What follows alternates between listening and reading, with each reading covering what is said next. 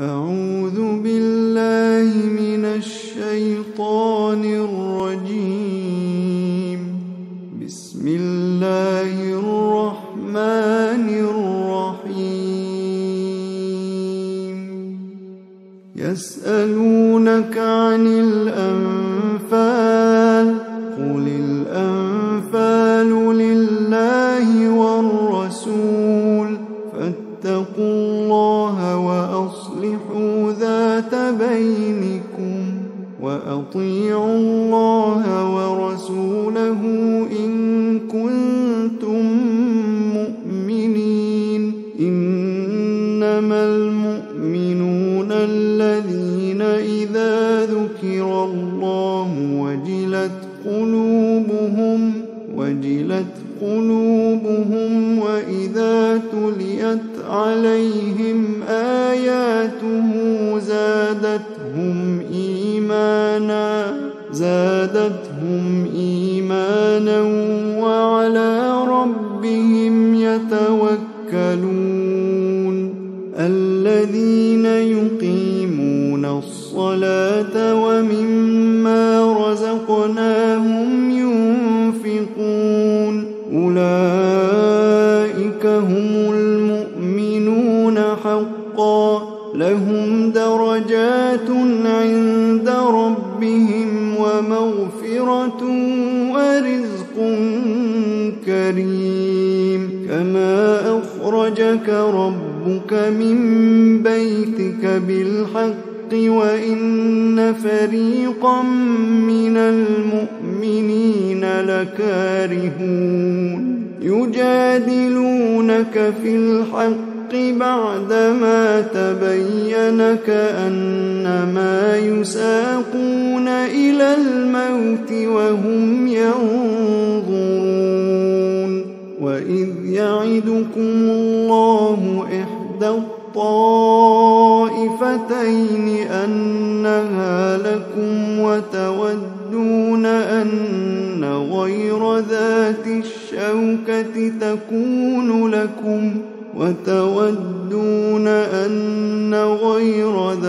الشوكة تكون لكم ويريد الله أن يحق الحق بكلماته ويقطع دابر الكافرين. ليحق الحق ويبطل الباطل ولو كره المجرمون. إذ تستغيثون ربكم فاستجاب لكم أني ممدكم ب1000 من الملائكة مردفين. وما جعله الله إلا بشرى ولتطمئن به قلوبكم. وما النصر إلا من عند الله إن الله عزيز حكيم. إذ يغشيكم النعاس أمنة منه وينزل عليكم من السماء ماء ليطهركم به ويذهب عنكم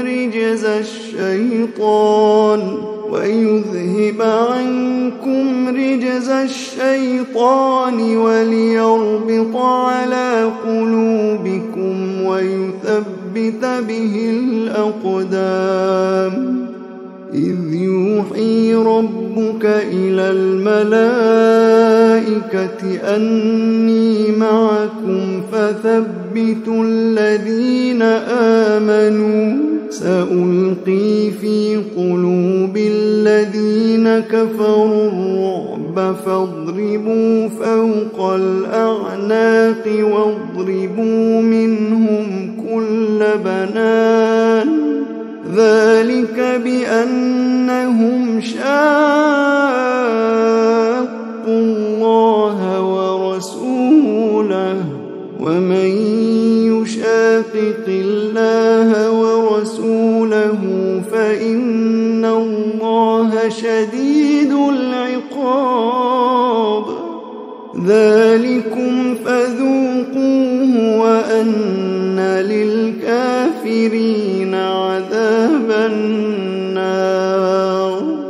يا أيها الذين آمنوا إذا لقيتم الذين كفروا زحفا فلا تولوهم الأدبار.